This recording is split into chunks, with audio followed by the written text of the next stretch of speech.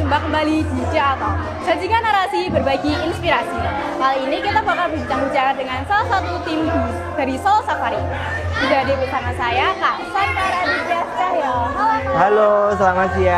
Gimana nih, Kak, kabarnya? Baik, alhamdulillah. Sebelumnya panggilannya siapa nih, Kak? Panggil Sankar aja. Ya. Kak Sankar, sejak kapan sih jadi penggiat di bagian fauna? Kalau suka dengan fauna itu udah dari dulu ya Kak ya. Jadi memang dari kecil tuh suka dengan segala jenis satwa. Dan saya memang kebetulan satwa apapun juga mungkin nggak terlalu kaget ya, tapi lebih menyayangi sih. Dan saya juga ada piara kucing juga di rumah. Apa yang melatar belakangi Kak Sankar menjadi penggiat di bagian fauna, Kak? Nah, memang sih pada dasarnya memang kita harus mempunyai kasih sayang ya kepada satwa, gitu kan. Jadi kita pun juga selamanya pun akan hidup berdampingan dengan satwa. Makanya kita harus selalu memberikan kasih sayang kepada satwa-satwa juga. Ya. Oke, Kak. Peran kebun binatang seperti Solo Safari untuk melestarikan hewan itu seperti apa, Kak? Ya, betul. Peran Solo Safari sendiri untuk kehidupan satwa itu sangat penting karena kami mempunyai salah satu misi kami yaitu konservasi, yaitu mengembangbiakan ataupun memelihara satwa-satwa endemik yang ada di Indonesia, baik satwa yang dilindungi maupun tidak dilindungi. Dan semua satwa yang di Solo Safari itu betul-betul kita pelihara dan benar-benar kita perkembangbiakan juga untuk bertujuan untuk konservasi dan pelestarian satwa dan tentu saja untuk keseimbangan kehidupan di bumi juga. Oke, Kak. Ya. Pola perawatan fauna di Solo Safari itu seperti apa? Nah, untuk pola perawatannya sendiri juga kami mempunyai tim sendiri, ya. Kami mempunyai tim namanya tim LS, itu Life Science ya. Nah, mereka bertugas untuk mengamati, kemudian memelihara dan merawat juga semua satwa yang ada di Solo Safari.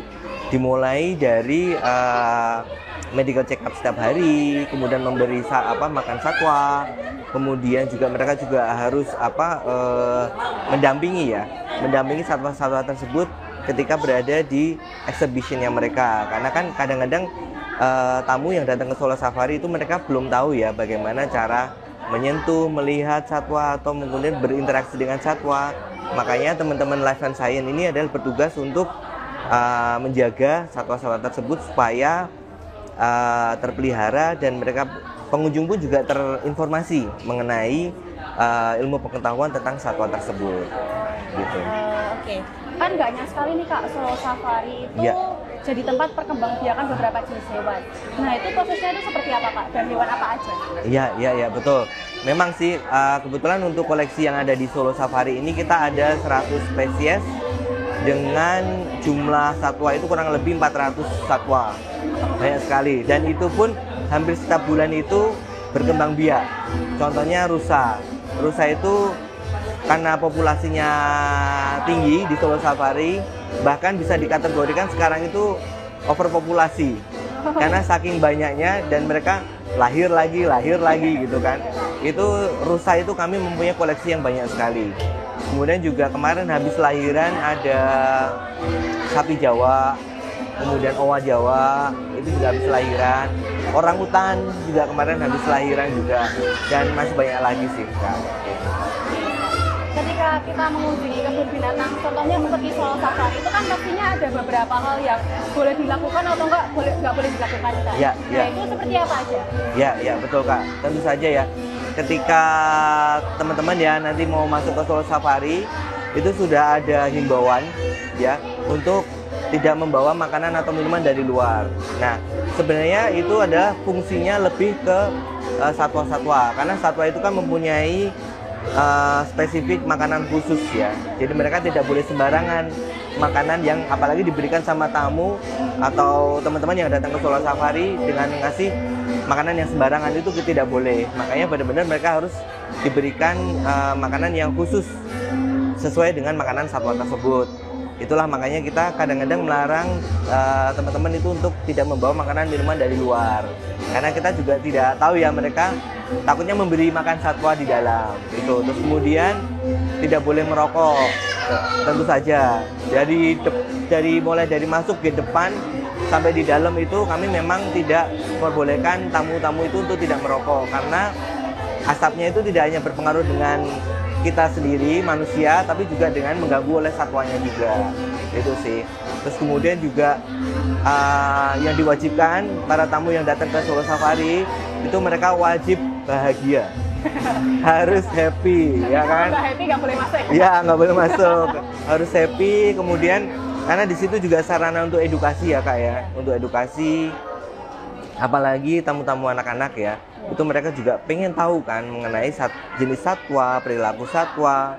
Kemudian mereka bisa apa aja sama satwa tersebut gitu kan. Nah itu sangat positif buat anak-anak yang pengen belajar mengenai satwa di Solo Safari. Dan di Solo Safari sendiri kan memang konsep zoo-nya itu lebih ke berinteraksi ya. Mereka bisa kasih feeding, mereka bisa foto dengan satwa, bahkan mereka bisa menyentuh satwanya juga. Satwa tertentu ya, tapi kalau harimau nggak bisa disentuh. Kalau disentuh gimana tuh kak? Ya, nanti digigit. Oke kak, adakah hewan yang memiliki pola perawatan khusus? Contohnya fauna yang di bawah hari ini. Yang di bawah mana? Adakah hewan yang memiliki pola perawatan khusus kak? Seperti hewan yang di bawah hari ini? Oh, yang di bawah sekarang ini ya? Ya, tentu saja. Kalau bisa dibilang sih semua satwa yang ada di Solo Safari itu memang perawatannya khusus semua. Karena memang mereka adalah satwa-satwa endemik Indonesia dan satwa-satwa yang memang yang dilestarikan dan dilindungi. Itu yang ada di Solo Safari. Nah, kalau satwa yang kita bawa di sini di pameran itu memang lebih ke satwa eksotis. Lebih ke satwa eksotis, pets jenisnya. Terus satwa yang bisa disentuh sama pengunjung, bisa berinteraksi, bisa foto bersama. Itu yang kita bawa di sini. Oke kak, kriteria hewan apa aja yang bisa dibawa ke pameran? Oke, kriterianya itu untuk yang di pameran, kemudian kita untuk edukasi satwa di tempat umum gitu ya kak. Itu lebih banyak satwa-satwa eksotis. Jadi satwa eksotis atau satwa-satwa peliharaan. Biasanya di bawah itu apa aja? Nah, biasanya jenisnya reptil, ya kan, burung-burung. Terus kemudian jenisnya sendiri ada kura-kura, ular, kemudian iguana, sama burung makau. Orang umum itu bisa memelihara hewan unik nggak sih kak? Kayak iguana dan lain-lain? Ya, selama satwa tersebut kategorinya tidak dilindungi atau kategorinya adalah satwa peliharaan, itu boleh. Ya. Pesan untuk para pencinta hewan nih kak? Oke. Ya, satwa buat sahabat satwa ya, buat sahabat satwa semua yang ada di sana, sayangi satwa, lindungi lingkungan, dan salam lestari. Sudah. Terima kasih. Oke, sekian episode Dato kali ini. Sampai berjumpa di Dato berikutnya. Wassalamualaikum warahmatullahi wabarakatuh. Waalaikumsalam.